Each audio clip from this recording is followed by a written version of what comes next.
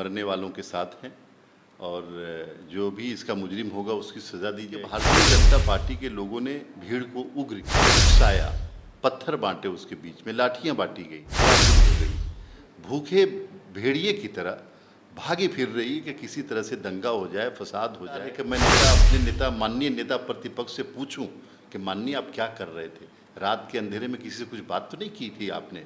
बताइए। पत्रकार जो होते हैं सब स्वस्थी होते हैं, कुछ बीमार भी होते हैं, उनका मानसिक संतुलन ठीक नहीं होता, जो मन में आता है बोल देते हैं। नमस्कार, आप देख रहे हैं मीडिया दर्शन और मैं हूं आपके साथ अंजलि तिवारी। कटिहार में किसानों के द्वारा बिजली को लेकर आंदोलन किया जा रहा था। इसी दौरान प्रशासन की ओर से फायरिंग की गई और फायरिंग में 2 लोगों की मौत हो गई। तब से बिहार की राजनीति सियासत काफी गर्मा गई है। आज हमारे साथ जेडीयू के एमएलसी मौजूद है और हम इनसे बात करते हैं कटिहार के तमाम मुद्दों पर, क्योंकि राजनीति सियासत काफी तेज हो गई है। क्या कहेंगे सर, जिस तरीके से वहाँ प्रशासन की तानाशाही रवैये रही और फायरिंग के दौरान 2 लोगों की मौत हो गई, उसके बाद बिहार की राजनीति सियासत भी काफ़ी गर्मा गई है? नहीं, देखिए, ये कहना एकदम से सही नहीं है कि तानाशाही रवैया था। पुलिस फायरिंग क्यों हुई उसकी इंक्वायरी हो रही है और 2 लोगों की जो मौत हुई है वो अफसोसनाक है। हम लोग मरने वालों के साथ हैं और जो भी इसका मुजरिम होगा उसकी सज़ा दी जाएगी। लेकिन उसके साथ अंजलि जी, ये देखना बहुत ज़रूरी है कि भीड़ क्यों उग्र हुई। कटिहार में या बिहार में कई प्रदर्शन होते हैं और प्रदर्शन होता है, शांतिपूर्ण तरीके से होता है, अपनी मांगें मांगी जाती है। लोकतंत्र की खूबसूरती यही है कि प्रदर्शन हो, लेकिन हुआ यह है कि भारतीय जनता पार्टी के लोगों ने भीड़ को उग्र किया, उकसाया, पत्थर बांटे, उसके बीच में लाठियां बांटी गई और मजबूर किया गया। पुलिस पे इतने पत्थर बरसे कि 11 पुलिस वाले ज़ख्मी हुए और मुझे ये लगता है कि ये नहीं होना चाहिए था। आप लोकतंत्र में जिस तरह आपको ये अधिकार है कि आप प्रोटेस्ट करें, उसी तरह ये भी अधिकार है कि अगर आप लॉ एंड ऑर्डर को हाथ में लेंगे, पुलिस पे हमला करेंगे, तो पुलिस तो डिफेंड करेगी। तो ये सब सही नहीं किया भारतीय जनता पार्टी ने। और हुआ यह है कि जब से भारतीय जनता पार्टी सत्ता से बाहर आई है, व्याकुल हो गई, भूखे भेड़िए की तरह भागी फिर रही कि किसी तरह से दंगा हो जाए, फसाद हो जाए और हिंसा हो जाए, सरकार को बदनाम करें, सत्ता हाथ में आए। तो बिहार के लोग बहुत समझदार हैं, वो समझ रहे हैं कि आप कौन सा खेल खेलना चाहते हैं। बिहार में आप आग और खून का खेल खेल करके चाहेंगे कि सत्ता हथिया ले, तो ये नामुमकिन है, नहीं हो सकता ऐसा। तो ये सब हुआ है, भारतीय जनता पार्टी ने किया वहाँ। आपके नाम से विजय सिन्हा काफ़ी ज़्यादा भड़क गए हैं और टैगिंग में अब तो जा रहा है कि आपके पास तो पूरा तत्व है, आप चाहे तो जाँच कर लीजिए। नहीं, जाँच हो रही है, क्यों जाँच से घबरा रहे हैं? लेकिन आप नेता प्रतिपक्ष हैं, माननीय नेता प्रतिपक्ष श्री विजय सिन्हा जी, आप कटिहार क्यों थे उस दिन और आपने किन किन कार्यकर्ताओं से बात की?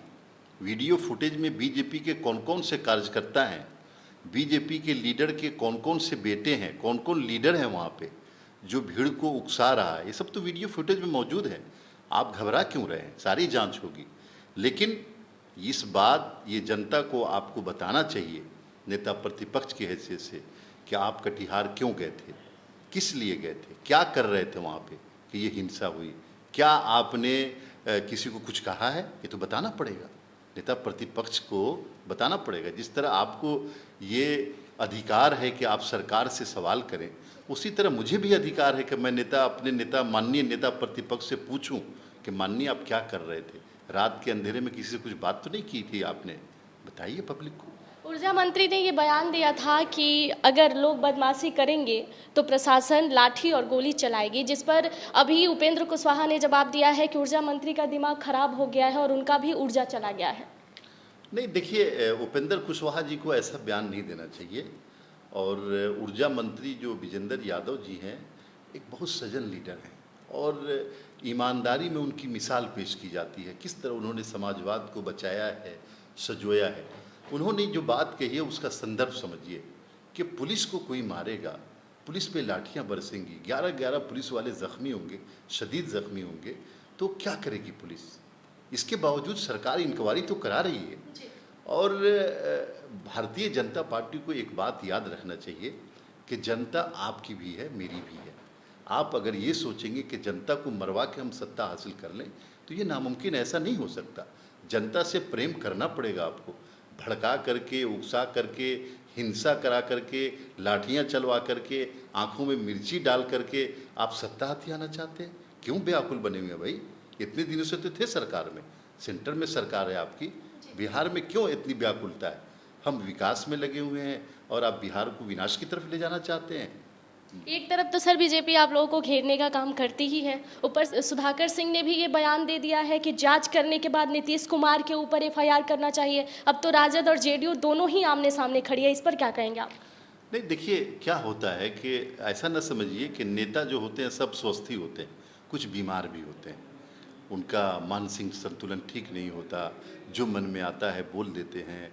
तो कुछ नेता इस तरह की बयानबाजी भी करते हैं। तो मुझे जिनका नाम आपने लिया, मैं नाम लेना नहीं चाहता, उनको इसी श्रेणी में रखिए कि वो स्वस्थ नहीं है, वो बीमार हैं, वो जो चाहते हैं बोल देते हैं। बताइए ऐसा कहीं हुआ है क्या?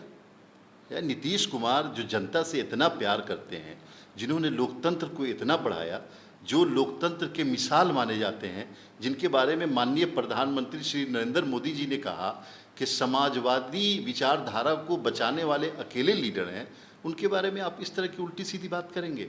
जिन्होंने सब कुछ अपना दांव पे लगा दिया बिहार की तरक्की के लिए, बिहार के बच्चों के लिए, बिहार के किसानों के लिए, बिहार के नौजवानों के लिए, उनके बारे में इस तरह की बात करना जो करता है, तो मैं उनको मानसिक रूप से बीमार समझता हूँ। और मैं चाहता हूँ कि ऐसे लोगों के साथ हमदर्दी की जाए, ऐसे लोग इलाज कराएं अपना।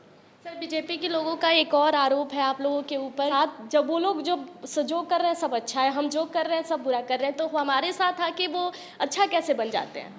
नहीं, यही बिहार की जनता समझ रही है इस बात को कि जब तक भारतीय जनता पार्टी सत्ता में रहती है, सत्ता का सुख भोगती है, उस वक्त तक बिल्कुल चैन से बैठती है। और जैसी ही सत्ता से अलग होती है, वो समाज को हिंसा पे उतारना, समाज को बांटना, समाज में हिंदू मुस्लिम करना, समाज में जो है ना आपस में लड़ा देना, इस तरह की चीज़ें वो करती है। तो भारतीय जनता पार्टी की इस मानसिकता को लोग समझ गए, देश भर के लोग समझ गए हैं। इसीलिए नीतीश कुमार जी ने अभियान शुरू किया कि भारतीय जनता पार्टी से देश को कैसे मुक्ति दिलाई जाए, और आपने देखा कि पूरा देश जो है ना उनके साथ खड़ा हो गया। एक आखिरी सवाल मैं सर आपसे पूछना चाहूँगी इंडिया को लेकर, क्योंकि विपक्षी एकता की मोर्चा को जो है नाम इंडिया दे दिया गया है, तो बीजेपी वालों का कहना है कि 2024 के बाद ये जितने भ्रष्टाचारी एक साथ आए हैं सब अपने अपने घर चले जाएंगे और 2024 में भी और 25 में भी पुनः बीजेपी की ही सरकार आएगी। नहीं, अच्छा है, उनको ये हक है दावा करने का, चूँकि वो लोग जादूगर लोग हैं। तीन तसिया का जो स्टेशन पे नहीं खेल दिखाता है, मदारी हैं, क्या खेल दिखाएंगे, कैसे आंख में धूल झोंकेंगे और क्या क्या उनके बैग में रखा हुआ है धूल झोंकने के लिए, तो जानते हैं। लेकिन उनको ये समझ में बात आनी चाहिए कि बिहार जो है ना लोकतंत्र की जननी कहा जाता है बिहार को। यहाँ के लोग बड़े चालाक हैं, बहुत होशियार लोग हैं, वो जानते हैं। माननीय जिनका नाम लिया आपने, मैं नाम नहीं लेना चाहता, उनको भी जानते हैं, उनके चेलों को भी जानते हैं और उनकी पार्टी को भी जानते हैं। उनकी दाल यहाँ गलने वाली नहीं है। बहुत बहुत धन्यवाद। Thank you. आप खालिद अनवर को सुन रहे थे। मैंने तमाम बिहार के मुद्दों पर बात किया, क्योंकि अभी जो बिहार की राजनीति सियासत है वो काफ़ी गरमाई हुई है। इधर सुधाकर सिंह ने भी नीतीश कुमार पर एफआईआर करने की मांग कर दी है। तो आप लोगों ने सुना तमाम मुद्दों पर इनका क्या राय रहा। धन्यवाद। ऐसे तमाम बड़ी खबरों के लिए जुड़े रहिएगा हमारे साथ।